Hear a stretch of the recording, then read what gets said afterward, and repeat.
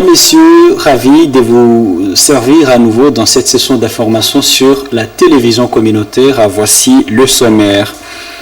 Les visites sont désormais gratuites dans la prison urbaine Kakwangura de Butembo. Cette mesure, qui s'observe depuis le début de la semaine, fait suite à l'instruction de l'auditeur militaire garnison de Butembo après requête des structures sociales de Butembo en début même de cette semaine. Journée internationale des peuples autochtones pygméés au Nord Kivu et en Ituri. Les peuples autochtones pygméés vivent cette journée en situation d'urgence sécuritaire et de l'insécurité foncière, ce qui oblige ces derniers à se déplacer loin de leur village. Des humanitaires plaident pour que la sécurité soit rétablie afin que ceux-ci aillent vivre dans leur milieu de vie naturel. Mesdames, Messieurs, restez avec nous pour l'intégralité de cette session d'information.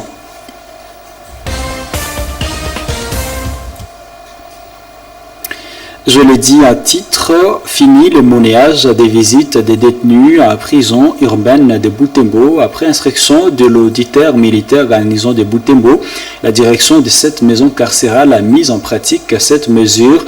Les habitants de Butembo saluent cette gratuité, cette suppression des frais des visites qu'ils appellent à pérenniser. Voici pour vous un reportage de Luciana Moussiviroa et Sacré Kangiti.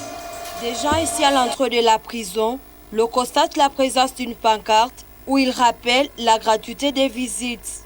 Cette mesure est à vigueur depuis lundi, après que l'auditeur militaire a promis aux structures de la société civile de supprimer des frais de visite. Ce vendredi 9 août, le membre de la Citizenship and Development Center, CDCE, sont allés visiter les prisonniers.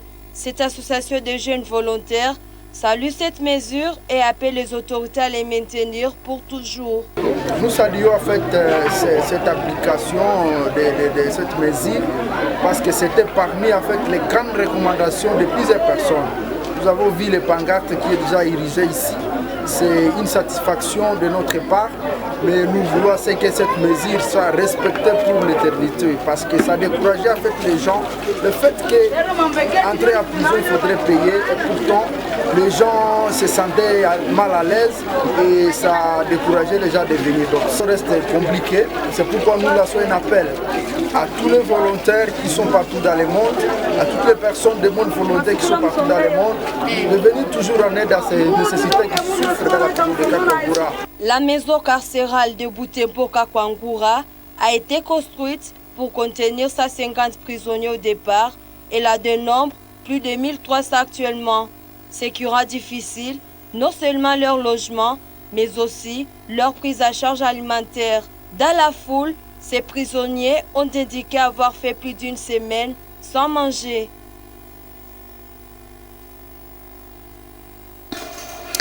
Interdiction des ventes des fournitures scolaires dans les écoles. Madame Priska Kamala Luanda, conseillère du gouverneur militaire du Nord Kivu en charge de l'éducation, met en garde tous les chefs d'établissement qui s'en donnent à cette pratique. Elle est revenue sur cette mesure dans un point de presse tenu à Goma ce vendredi 9 août. Elle indique que la mesure vise toutes les écoles, tant privées que publiques. Priska Luanda dans ce propos.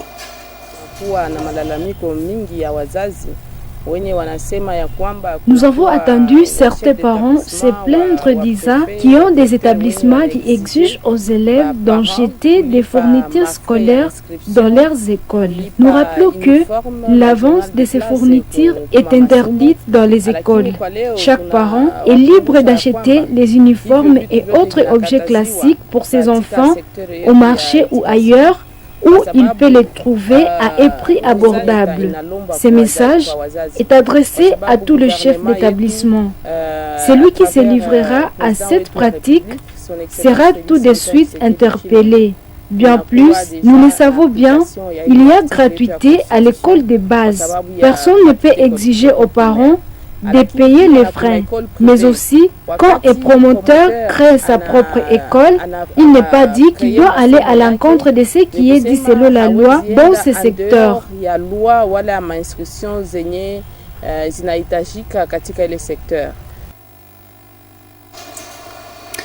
La guerre des rebelles de l'ADEF dans la région de Beni, Ituri et en territoire de Lubero force des milliers de personnes à quitter leur milieu de vie. Parmi ces personnes figurent les peuples autochtones pygmées. Ces peuples qui habitent les forêts peinent à s'adapter dans les milieux urbains. Moto TV a rencontré un pygmée qui encadre des enfants dans un orphelinat à Rwanda. Il craint que leur retour dans leur milieu ne soit plus possible suite à l'extension de la guerre. Suivez ce reportage de Luciana Moussivira pour plus de détails. Blaise Boinambele, père de 3 enfants, cogère cet orphelinat avec des déplacés d'autres ethnies et a fui les atrocités des rebelles ADEF. Cette maison héberge pour la plupart des enfants pygmées.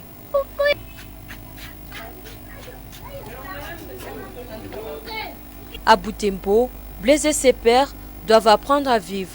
Dans cette pièce, ils pratiquent la médecine traditionnelle. Nous l'avons rencontré après avoir à peine fini à traiter les malades. Ces médicaments sont encore sur place.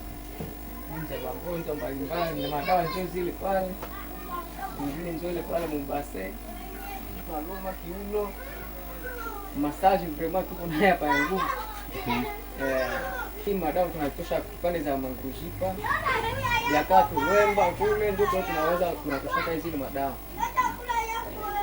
Nafika hapa tunaitokotesha tunaipiga tunaleta ya kukunya na kumpa lavement. Vraiment inasaidia sana.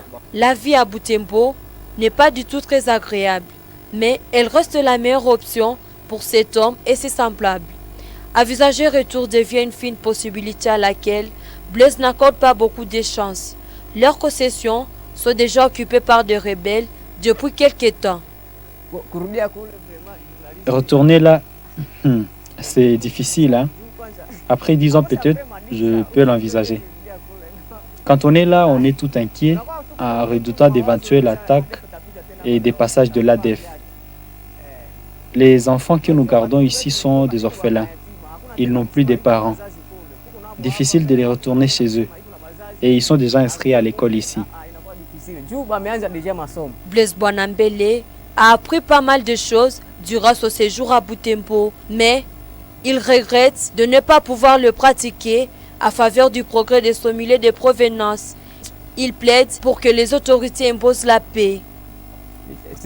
Pour développer notre milieu, il faut le retour de la paix. Nous apprendrons à nos frères les rescapés des massacres. Pour ceux qui le voudront, nous montrerons comment faire ce que nous avons appris ici en ville. Et on sera sûr d'avoir tous le même niveau. Dans cet orphelinat, notre source renseigne de plus de 50 enfants y hébergés. Blaise Boinambele plaide pour que le gouvernement favorise à ces enfants un moyen de se développer dans ce nouvel environnement en vue de la dégradation de la situation sécuritaire de leur milieu de provenance. Un reportage réalisé depuis le mois de mai dernier. Journée internationale des peuples autochtones au Nord Kivu et en Ituri. Ceux-ci vivent cette situation dans des urgences sécuritaires et également l'urgence foncière, ce qui oblige ces pygmées à se déplacer loin de leur village. L'association paysanne pour la réhabilitation et la protection des pygmées Prépig alerte sur les mauvaises conditions de ces peuples. Son coordonnateur appelle à l'appui en matériel en faveur de ces personnes. Isabelle Wangaïmouka nous en parle dans ce reportage. Au Nord Kivu et en Ituri, le peuple autochtone pygmée fait face à une dégradation de leur milieu de vie naturel, la forêt.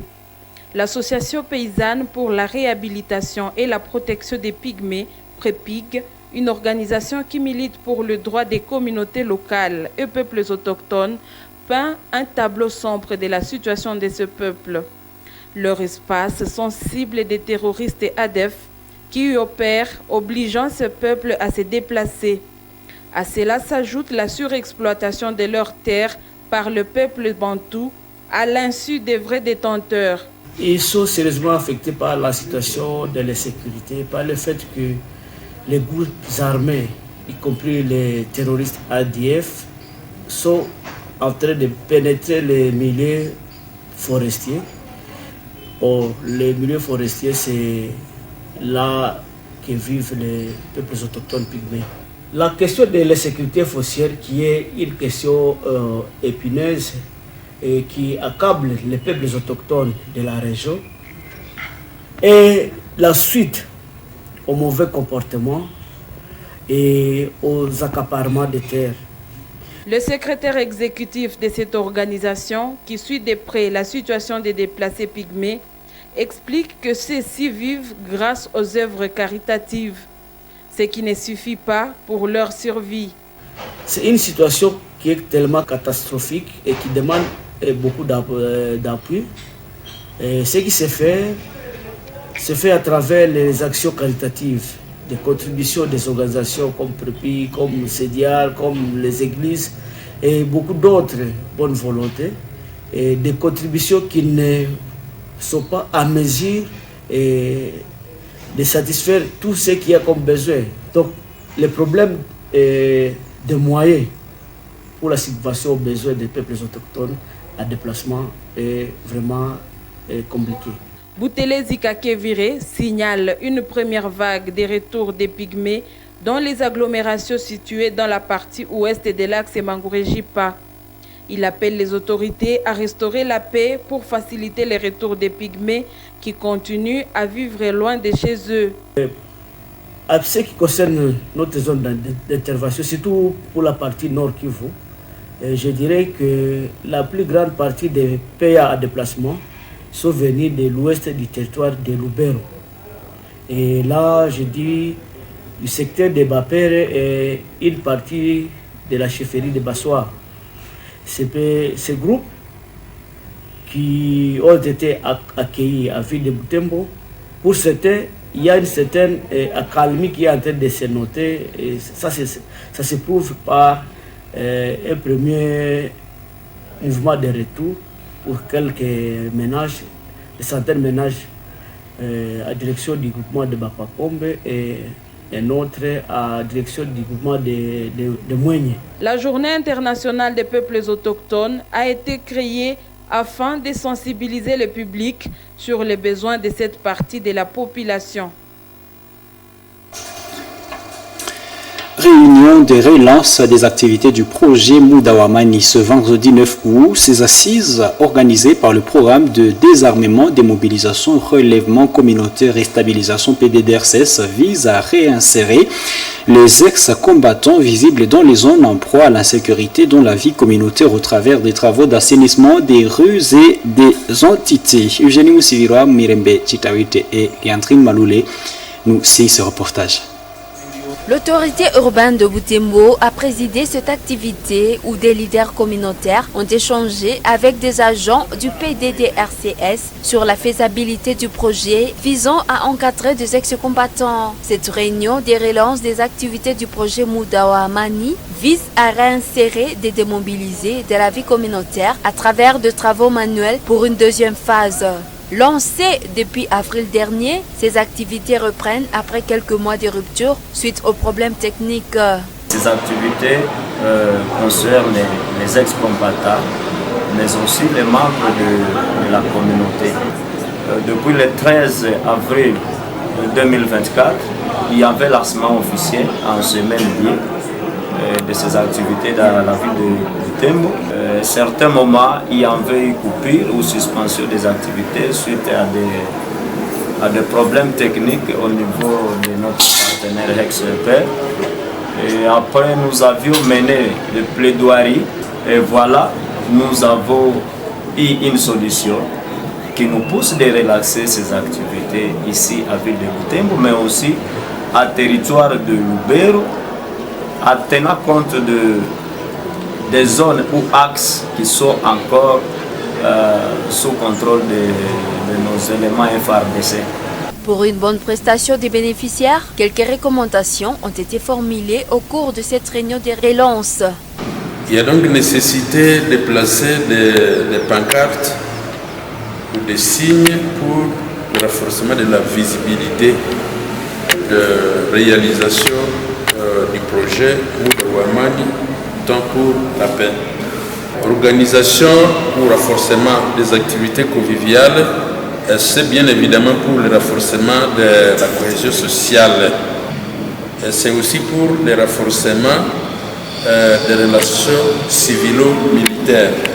Présent à cette activité, le maire de Butembo invite les bénéficiaires à travailler en toute conscience pour le bien de toute la communauté.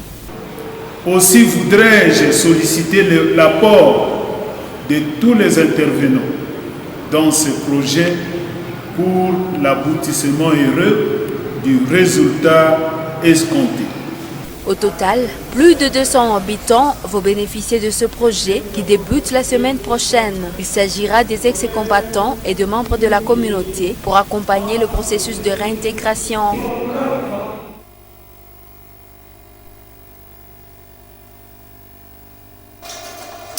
Nous allons ouvrir un nouveau chapitre dans cette édition. Des séances des retraites pour l'année 2024 se poursuivent chez les Augustins de l'Assomption. La deuxième vague des participants vient de clôturer ce vendredi 9 août sa séance. Des pères et des frères assomptionnistes ont participé à une célébration eucharistique pour clôturer ce moment de recueillement. Le célébrant les a appelés à l'humilité pour l'émergence de la congrégation des Augustins de l'Assomption. Delphin Voya nous fait le détail.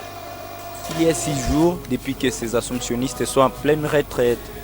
Le thème qui leur a été partagé portait sur la vulnérabilité, le deuil et les figures de l'espérance.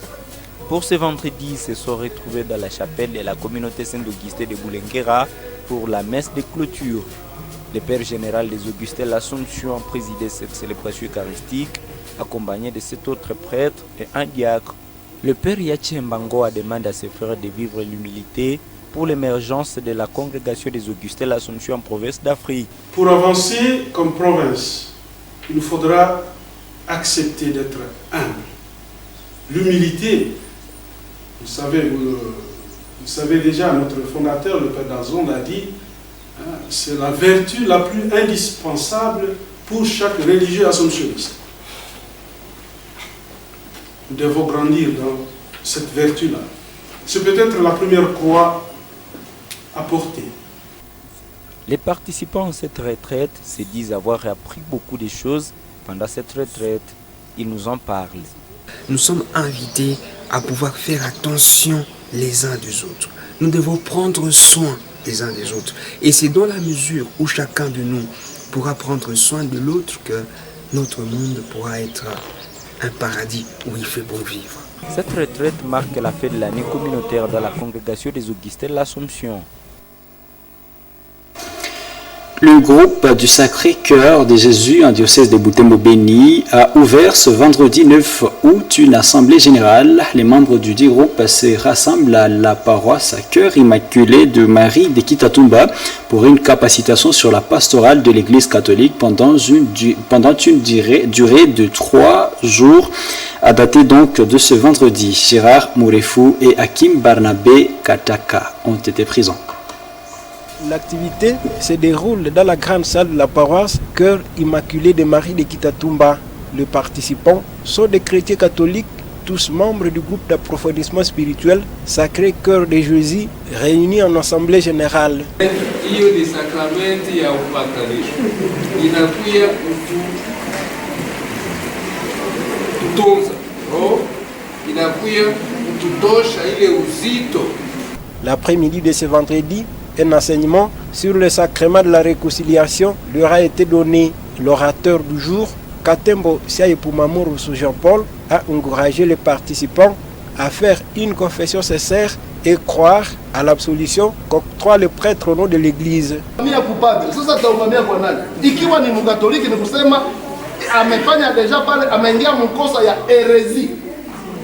C'est un hérétique.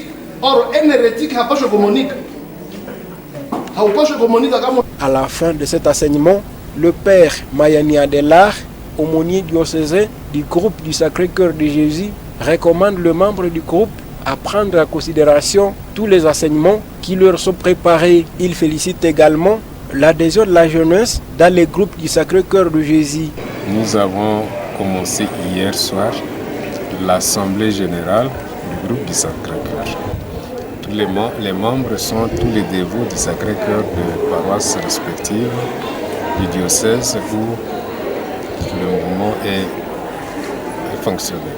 sont le fruit d'une certaine stratégie pastorale, si bien que désormais il y a de plus en plus de jeunes dans différentes paroisses qui commencent à entrer dans le groupe du Sacré-Cœur, qui est un groupe d'approfondissement spirituel pour tout le monde. Cette assemblée générale va durer 3 jours à partir de ce vendredi sous différents thèmes. Celle-ci sera clôturée par une célébration eucharistique à la paroisse de Kitatumba dimanche 11 août pendant la fête de l'Assomption de la Vierge Marie.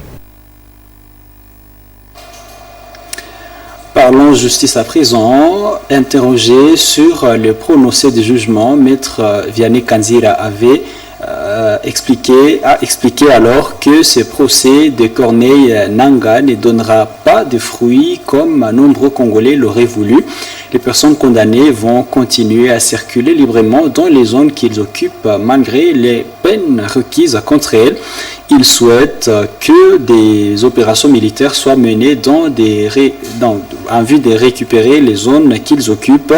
Par la même occasion, ces juristes demandent aux pays étrangers qui se disent partenaires de la RDC de montrer leur bonne foi en dénonçant tous les ennemis de la paix condamnés par ce propos qui séjournent dans leur territoire respectif. Revenons sur cette interview de Maître Kanzira réalisée par Isabelle Wangaimuka et Mirembe Tidawite. La peine de mort, on a également requis que leurs biens soient confisqués. Alors je pense qu'on pourra effectivement saisir leurs biens, les mettre à la disposition de l'État congolais, ça c'est encore possible, mais par rapport à leur arrestation, je crois que ça sera un plus pour tester la bonne foi de nos partenaires. Nos partenaires, je vois directement les États comme l'Ouganda, les États comme le Kenya et tous les autres, les États dans le monde.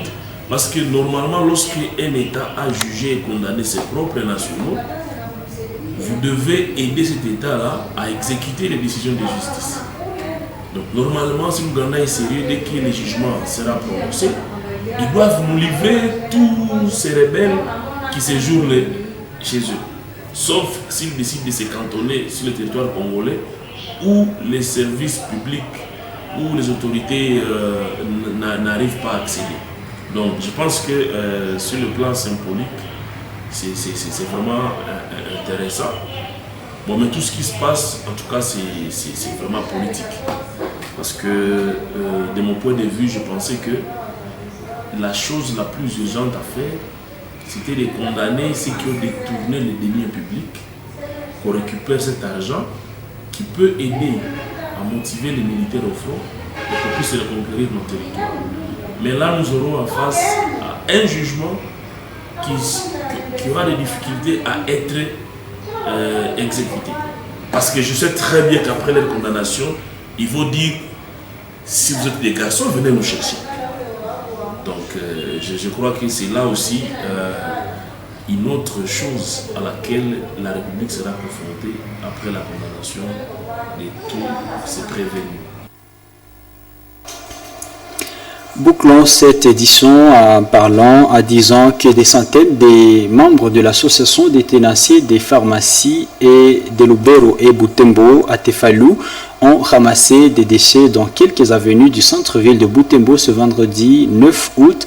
Ce travail manuel d'assainissement pour objectif de rendre la ville propre, mais c'est surtout un geste de sensibilisation de la population à la propreté pour se prévenir des maladies. Suivez ce reportage de Monampezi Banzigele. Porte à porte, ce jeune ramasse de déchets au centre-ville de Butembo, dans les avenues Kiombwe, de l'église Ebaye, où plusieurs boutiques pharmaceutiques sont installées. Ok. Vous nous cherchez notre carton, vous demandez la banque. Ces volontaires sont passés poser ces gestes d'assainissement et en même temps sensibiliser leurs confrères. Il s'agit pour eux d'appeler ceux-ci à être ambassadeurs de la propriété pour éviter la contamination des médicaments destinés à la vente. L'objectif, c'est de montrer à notre secteur pharmaceutique comment on doit récolter les déchets afin de les évacuer d'une manière professionnelle. C'est ça l'objectif principal. Et aussi de sensibiliser les tenanciers de pharmaciens à bien gérer les déchets, vu que l'activité quotidienne produit beaucoup de déchets. Ça serait vraiment capital de gérer ces déchets parce qu'ils peuvent nous amener beaucoup de mal. Édifié par cet acte qui cadre avec la préservation de l'environnement, Géry Sivamwandire, distributeur de médicaments, salue cette initiative visant à rendre la ville propre. Je crois que c'est une très bonne initiative parce que l'initiative cadre avec la protection de l'environnement. Et nous, comme distributeurs de médicaments, nous avons intérêt à vivre dans un environnement sain. Kassereka Mupenda Justin, l'aide encadreur de ces jeunes, exhorte les commerçants à placer des poubelles de déchets dans leurs magasins. Il conseille l'entreprise à charge de l'assainissement de dégager les immondices dans un délai qui ne peut pas exposer le riverain. Nous avons une difficulté. Après avoir collecté les déchets, quelquefois les gens qui font le ramassage arrivent trop tard. On peut se heurter à une difficulté qu'un fou peut passer et encore des... Oui, alors ça, nous demandons à l'autorité de vouloir se concerter avec ces gens-là, qu'ils puissent chaque fois le faire avant le temps. Pour conserver notre ville, que la ville soit propre, que chaque personne est capable de faire la propreté à côté de sa maison.